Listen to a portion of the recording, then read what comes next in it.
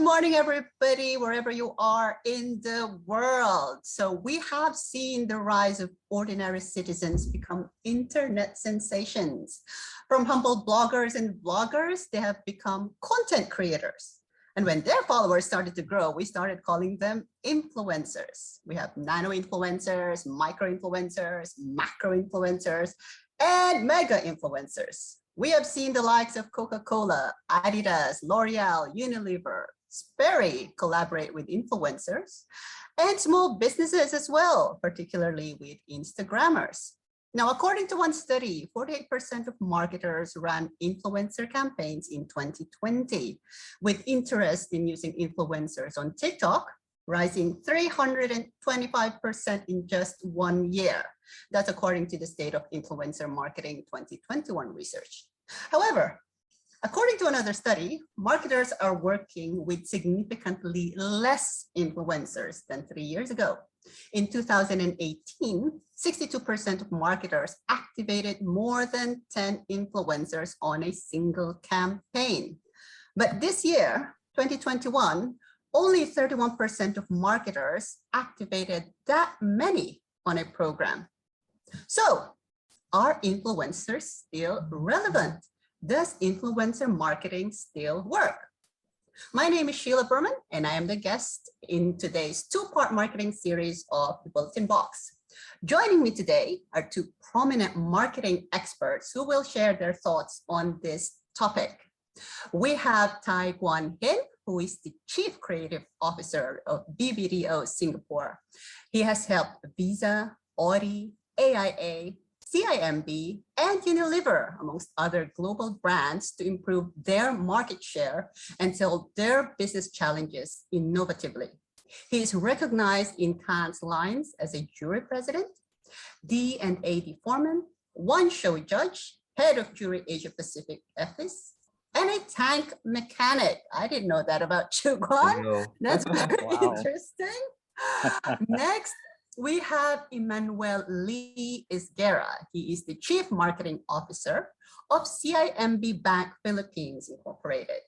As the Chief Marketing Officer of CIMB Bank Philippines, he successfully executed the All Digital Bank's brand launch, a campaign that was recognized as Marketing and Branding Initiative of the Year by the Asian Banking and Finance, as well as one of YouTube's top engaging ads in the Philippines for 2020. Lee's previous work spans over 30 years of marketing leadership roles in organizations such as 7-Eleven, Unilever, Click Licensing Asia, TWDC, Southeast Asia Foods Incorporated, Jollibee, and Magnolia Corporation. He was also recently featured as one of the thought leaders and practitioners of marketing in the Philippines in the book, The Evangelists, Insights from the Leaders of the Nation's Most Beloved Brands by Ambidexter Media 2020. Let's start with Guan. Why do you think brands are still working with influencers? I mean, things seem to have been changing, and yet we still see influencer marketing. Yeah. What do you think? Yeah. Listen, no one knows people like influencers, and influencers, I mean, the reason why they call influencers is because they can influence people the most, right? So they connect with, the brand's audience better. They also create content that resonates with, people, right? So they know they have the pulse in terms of what people want. They have the pulse in what people are looking for. And a lot of times, brands try to sell stuff, but influencers have their own followers, right? That brands can tap into. So I think it's leveraging the influencer star power or their followers. I love that word, your star power, right? But now that we've seen a lot of influencers rise and fall, come and go, what do you think should businesses consider when thinking about working with influencers? Because there is monetary consideration there, right? Yeah. What other factors should they think? Yeah. Well, I think a lot of influencers have a track record, right? So I think it's important to understand their personalities, their track record, and also how they work with other brands. So if you are a brand that wants to follow this particular influencer, I think maybe talking to a brand that's have paid using them would be really important. So real testimonies. And also a lot of influencers also, use the influencers marketing platforms, right? So a lot of these things will have a lot of, besides testimonial, like stories. I think you need to know the influencers pretty well. I feel like a lot of brands just, try and hire an influencer without knowing exactly what they can do and what they can't do, because that will really determine whether it fits your brand personality or your brand strategy. Okay, talking about brand personality and brand strategy, Lee, I remember when we were having a little bit of a discussion, you mentioned something that sometimes businesses tend to forget when they start working with influencers. Could you share with us your thoughts? Well, yeah, it's a very interesting topic indeed. And thank you for, having me this morning or this day. My thoughts about, companies trying to get into influencer marketing. There's really a lot to consider. First and foremost, like, what is the strategy? Are you using all of your budget into one mega influencer? Or are you going to spread it out into all of these micro influencers? That's one consideration. I was just reading this article as well, Sheila, and I love the data that you shared earlier. There's more than 10,000 regional influencers in the Philippines. Regional, not Southeast Asia region, but the provinces. I mean, they're really sprouting out and having their own following in localities. So you can even choose which city that you want to focus your message to, and maybe even the local dialect or local language is something that you can. So it's just really a host of things to consider. When you mentioned that a lot of companies forget, it's really going back to the strategy, the basic strategy. So are you looking for awareness? Are you looking to build the trust for your brand? Are you selling, like Guan said, right? You're just simply selling, and these influencers immediately get you a share of the market, the audience that they have. So there are many different factors to consider, but I think you have to go back to the very, very basics. What are you trying to achieve by getting an influencer? You're right. Point there. So when should businesses use influencers? And the reason I'm asking this is because, like you've mentioned, you have all of these province specific influencers. We also have different types of people. You have mom and pops, for example, who are looking at all these big brands using these celebrities. And I've seen them reach out on Instagram, and some people actually approached me and said, hi, would you like to collaborate? And that's the word I use, collaborate. So my thinking is, if you are a small, medium-sized business, should you start approaching influencers? Or should you just do the old-fashioned way of marketing, meaning you put it out in the ad, or you do your EDM, or you just leverage on your Facebook group or page if you have one? What do you think? Lee? Me? Yes. Okay. I've always followed this principle about influencer or endorser. During my time, it was only called endorsers. Now they're all influencers. First, have your strategy sound and solid. Your brand strategy, meaning you have a product proposition, it's clear and relevant. People understand the value, or you have a message that can communicate the value of your product or service that you're offering, and then stop there. If you feel that you still need another boost, like a lot more, like you need more market share, or you need more audience to reach out to, then okay, proceed. But you have to cover all of the basics first for your brand strategy and your brand plan or marketing plan, whatever you want to call it. You have to cover the basics first. Only then do you consider. So for example, you are trying to beat a market leader. So you're a new brand, you're trying to come into the market, and you want to shift people from the old brand, from the very popular brand, to yours, right? You probably need an influencer. You probably need somebody with a mass of followers to reconsider. So you have a message, you want them to reconsider your brand versus the market leader. And then you can always give them a simple message that, if this popular person is actually using and has shifted, that's part of your brand story. They've shifted because they can see the value of your service, then probably you need an influencer. Guan, I completely agree with Lee. So, but I would like to add a bit more. So it really all depends on your brand and also how new your brand is and how old your brand. So, like famous brands, like say Coca-Cola, McDonald's, they might use influencers to continue in terms of getting the influencers. So most of the time, right, if you think about food brands, right, the influencers will either be eating or enjoying the food, right? The reason why influencers are used for food brands is that they want authentic appreciation of the food. So if brand starts to use sort of normal marketing, which I'll come to it, there is a place for normal marketing and there is a place for influencer marketing. So normal marketing is to get the word out, right? It's the new product, this is in this store, this is creative idea, which is great. The influencers should support it. So without a big idea, sometimes the influencers come, hey, this is what I think. But the good ones integrate the big idea into the influencer concept. But the main focus of the influencers is because people believe real people rather than brands, right? Influencers are like your best friends. So, with 1 million followers, right? Influencers, share things that are secret. Influence share things that are, what they love, what they hate. And once they become your friend, that's where the trust and believability is able to, give your consumers what they're looking for. So I think it's the authenticness, the trust, and also the believability, to make them believe that you're best friend, sharing a little secret. Yeah, exactly. Yeah. And Nice what we have seen though, however, is that, and like you mentioned, Lee, you talked about endorsers, like we called them endorsers before, right?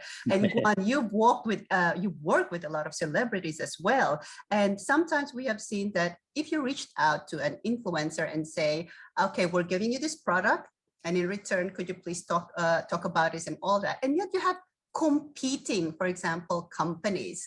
Would you say it's still authentic, for example, if an influencer would be saying, oh, I'm using this product, and yet at the same time, they're also marketing or promoting another product? What do you think about that? Me, Sheila, you want me to answer this? Either one of you, Lee or Guan, yeah. Okay, so there is this exclusivity clause that's normally sometimes we always look for. In our marketing, we always look for an exclusivity clause in the contract between us and the influencer. And the reason for that, and it's going to be more expensive, obviously, because you kind of lock it down to just your brand or your service. Because when you look at all of these categories, some are related, you might be competing indirectly with certain brands and categories. You would want them exclusively just promoting, let's say, a beverage, your beverage. Even if it's not a soda, even if the other product that they are endorsing is, say, a coffee or a tea, you want your beverage to be the only one that they're endorsing or using and promoting. That becomes an expensive deal, but I think it's a very practical decision because I pick up what Guan said. This is all about credibility. Yes, it's all about trust, right? So if your best friend is doing something inconsistent, right, you're gonna look at them and say, "Hey, how come I don't know you anymore? Like you used to be my friend, but you're doing something different from what you're saying." And so that there is really a very, very important decision that you need to make there of exclusivity, and that's something that you put pen to paper, right, with the influencer. So picking up on that, Guan, you talk about authenticity. So how should businesses pick the right influencers for them? How can they validate the number of followers? Because we've seen a few years ago that apparently a lot of these influencers bought their followers or actually are bots following them. So for you, how would you then look at an influencer and say, yes, I would like to work with this influencer, or it's a bit of something suspect about this influencer? Yeah, so that's a fantastic question. So how we sort of spot the fake ones and a good one is to look at their followers and also the content. So a lot of times, right, when you look at the content, it sucks. It's horrible, but they have a high following. So you kind of wonder, okay, so this content is horrible, but you have a high following. What's the correlation? So because sometimes if you are really established and you do something a bit normal, you still get a high following. So you kind of need to know the difference. The second thing is that they recently set up an account, like, maybe 1 or 2 months, and suddenly they got a huge following. So you kind of, hey, listen, I mean, this guy set up only a few months. How can he have such a big following? So a lot of times these are, watch out for. And the other thing is that, the comments that you get, they're pretty spammy and very selly and very generic or very repetitive, like, wow, this product is good, this product is good, this product is good. So you know that those comments are fake, right? I mean, there's someone sort of writing, because I spoke to an influencer, right? And I say, hey, how many likes do you like to get? The person told me, I would like to get likes and dislikes. And the reason why I get dislikes is that if I don't have any dislikes, it's fake. Yes. So if you look at YouTube, right, as long as your likes is higher than the dislikes, I think you're still doing okay. Yes. So Justin Bieber, there was an interview with Justin Bieber or someone famous, and someone said, hey, aren't you very disappointed? You got 3 million people that dislike you. And his reply was something like, hey, but I've got 100 million that likes me. So I think it's interesting that, we always, with clients, they are scared, right? One silly comment or one people that dislike, they say, oh my goodness, this whole campaign fails.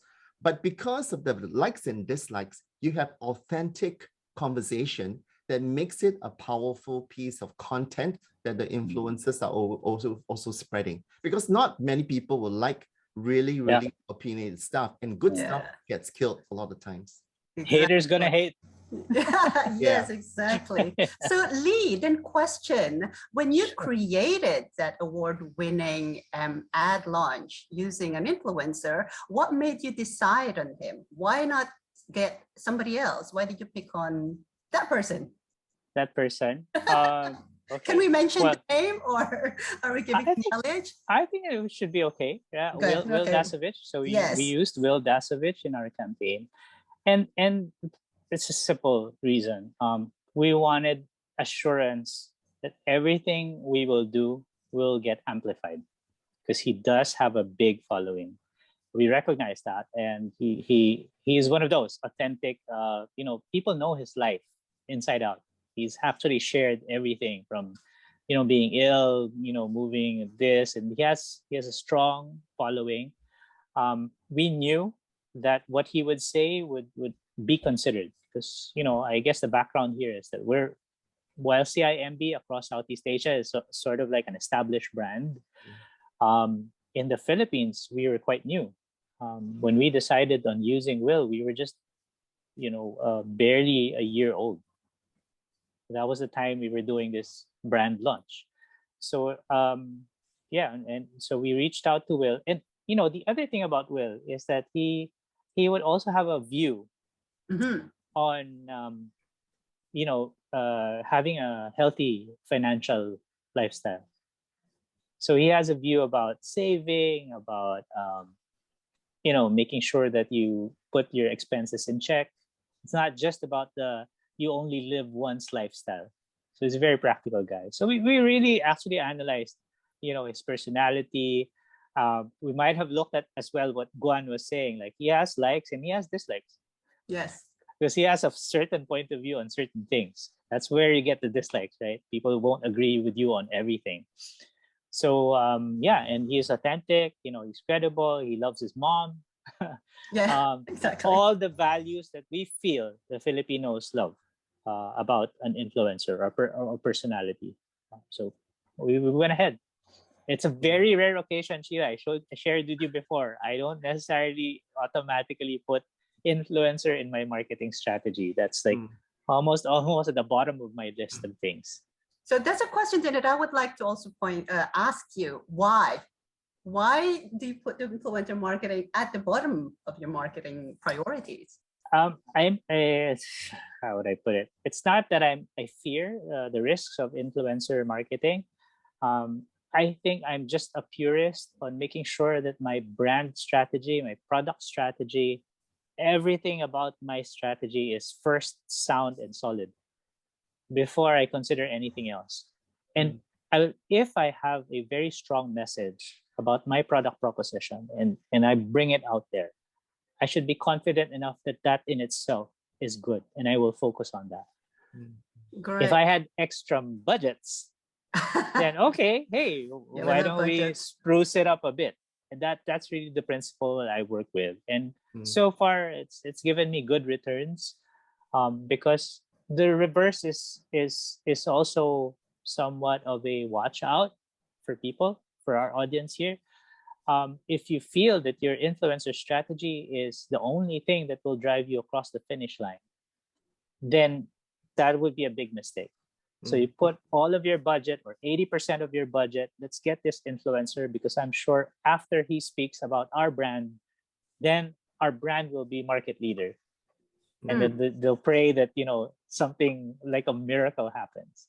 It's never true. If you have flaws in your marketing strategy, it'll come out, no matter how big the influencer who's trying to promote your brand is. Okay, so Guan, since you're working with a lot of big brands then, what do you think is the normal proportion, or have these big brands also looked at influencer marketing? Have they increased their budget for that, or have you seen it go down over the years? Listen, I think going up and down is very, very tough to measure, because it depends on the situation and also the, let me repeat that again. So when brands look at influencers, whether they're big or small, right?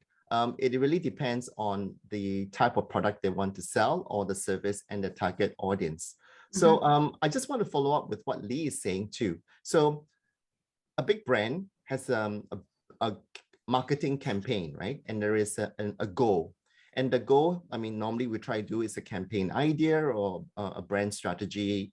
And I think the difference is that brands, most of the bigger clients need control, okay? Without control, it's going to go all over the place. So the control isn't a bad thing. It's just to make sure that this is something that we want to sell, and this is the message we're doing, right? Then the influencers can amplify that message. But if you leave the hands to an influencer, it's going to go haywire, because every influencer have their own personality to deal with. So we are trying to find a personality that kind of fits the influencer. I've seen a lot of brands control, right? That's the word, control the influencers. And when that happens, right, the influencer starts to sell fake stuff, or they're not themselves. And after a while, they have this, spat, and then influencers will either badmouth the brand saying, listen, they told me to sell this thing, which I didn't believe, but, they paid me a lot of money, but I had to do it. So the influencers, it's a bit like a wild horse, because they might be happy one day and sad, right? We're all human beings.